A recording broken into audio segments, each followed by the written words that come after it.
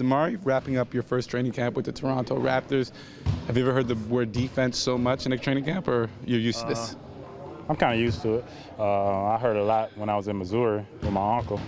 And, you know, Coach Casey and my uncle got the same kind of characteristics. So it feels good to me. So hopefully we can take this and transfer it over into the game. Now, you're a guy who wasn't part of this group last year. Everyone talked about their inability to get those defensive stops when they needed. What have you noticed about the character of the players here defensively so far in camp? A lot of guys are capable of playing defense. Sometimes you get guys that just can't play defense or just don't have the effort to play defense. All these guys are capable of playing defense. You know, Kyle Lowry, I think he's a great defender, but he's a little underrated. So I think just bringing me in and bringing some more guys in like Bismack and Corey, we can kind of help guys, and we can kind of feed off them, and they can feed off us. How can you help during a game in that process? I think be more verbal. Get out there, talk, scream, call coverages. You know, bring the intensity. If they see me getting up in a guy, you know, busting through screens, they're gonna do the same thing because you can stick out like a sore thumb. So I think just getting out there, man. A lot of times, leaders, you don't have to be a verbal leader all the time. Sometimes you can lead by action. Has that been contagious in camp? Like, not just on the defensive end, but with a lot of the hustle that you bring and some of those other guys, Corey and Bismack. Do you see some of the guys that were here last year kind of trying to emulate that as well and keep up with you guys? Yeah, I see these guys come in with a lot of energy. And then sometimes I hear guys be like, wow, these guys weren't that energetic last year. But, you know, it's a good thing, man. I think it's a new vibe. I think they brought in a lot of new players, a lot of new coaches, a lot of different schemes. So I think everybody's excited, everybody's happy, and we're ready to get the season started. What's it been like having Stack around? It's been great. Look at him out there right now. He be playing one-on-one, but Stack's been great, man. You know, just to get another player who done did it for, 18 years, you know, to get his perception on certain things, I think it's great. It's great for not only me, myself, but it's great for our team, our young guys like Corey. And Stack's been great, man. I think we just got to keep bringing guys like that around us. How different has this camp been for you? You're a guy who's kind of fought his way and, you know, kind of created his role on the group. Your role was earmarked before you got here with this group. So has that changed anything for you? Nah, it ain't changed. I'm still a junkyard dog, nitty-gritty, you know, blue-collar type player, man. I always say you can tell a blue-collar guy when you walk in the gym, you know, nothing was given to him.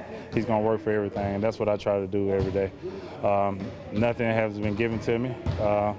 A lot of people say I play like I got a chip on my shoulder, but I play like I got a log on my shoulder because, you know, every day I'm trying to out-to-prove. I'm trying to be better and better every day. The Atlanta shocked the East last year. You know, a good team that turned into a great team. How do you look at the East this year from that perspective? To me, the East is, you know, wide open. I think you'll have a lot of teams that wasn't good last year going to be good this year. You got some teams that keep getting better, like Orlando, Milwaukee. So I think a lot of teams are getting better, but it's wide open, I think. So I think, you know, our team, if we can just put it all together, we got a good chance of coming out on top in the East. You guys haven't talked a lot about offense in this camp, of course, but for you, last year, ball movement was a key for you, getting a lot of your shots. This team's got a couple of good guys with the ball in their hands. Have you guys kind of worked out a way to you know, make sure you know where your shots are coming from in this offense? Yeah, you know, I think guys are filling each other out, but we got great guys with IQ. You know, you got Kyle, you know, his IQ is through the roof. You got DeMarre, you know, when he draw a double team, he know how to get off the ball. So I think, you know, all that isolation ball is really overrated, but I think they really done changed their whole way of playing and moving the ball, and I think that's big for this team because we don't have not one superstar, no LeBron James, no Kevin Durant, so we got to do it together collectively as a team. What's going to, from fans, people that watched this team last year, what's going to surprise them more, the way that changes have been made offensively or the way that changes have been made defensively? What's going to look kind of more differently than it did last year? I think first and foremost, you're not going to have one game where we don't come out with the effort. People are not going to look at the TV or look at the game and be like, they didn't play hard. That's the perception we're trying to take.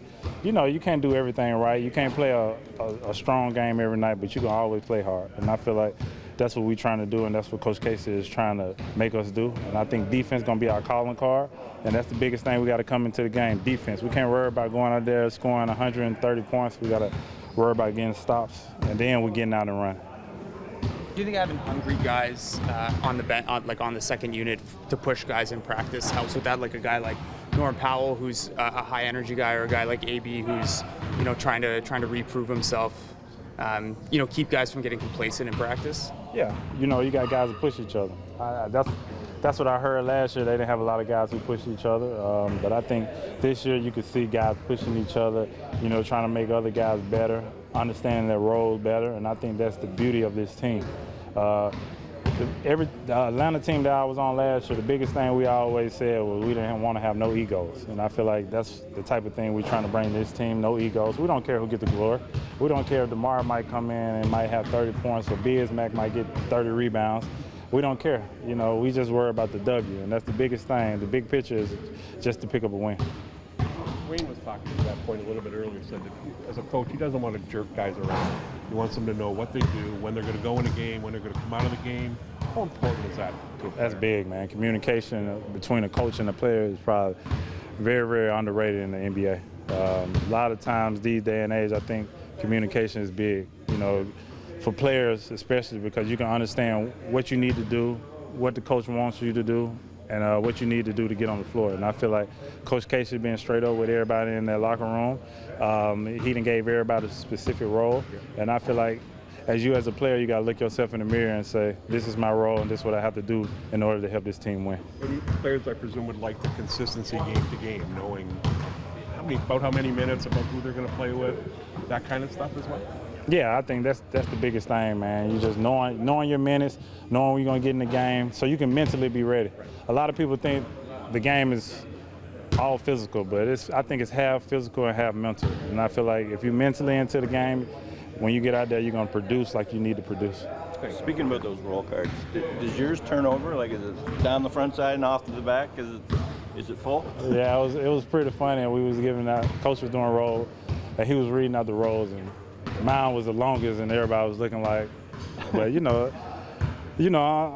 coach, he thinks very highly of me, and he understands that, I do want to be one of the top two-way players in the game, so I do want to do it on the defensive end and then do it on the offensive end. So I just got to go out there, man, and do whatever it takes for my team to win.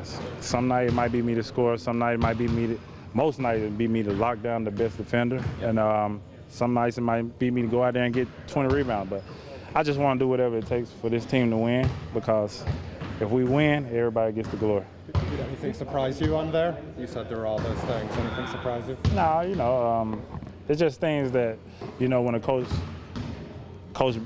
Bud, he used to tell me these things, and Coach Casey, he actually put it in my face and let me see it. So it made me realize that, these types of things that I need to do for the team. And, it just made me really get excited about getting ready for the season.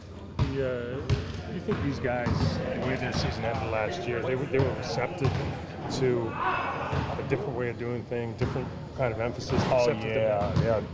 Especially DeMarre. I think it just shows what type of guy he is, the type of leader he wants to be and what he wants his legacy to be.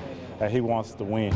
He wants to be on the team where, it's winners. He want to have that same feeling. He always asks me how I feel in the Eastern Conference Finals, and those types of things. So he's eager to get there, and and I think he's opened up himself along with Kyle and JV, and Pat and so on. They open themselves up to understanding new things and new ways of playing, and I think that's been big on both ends of the court.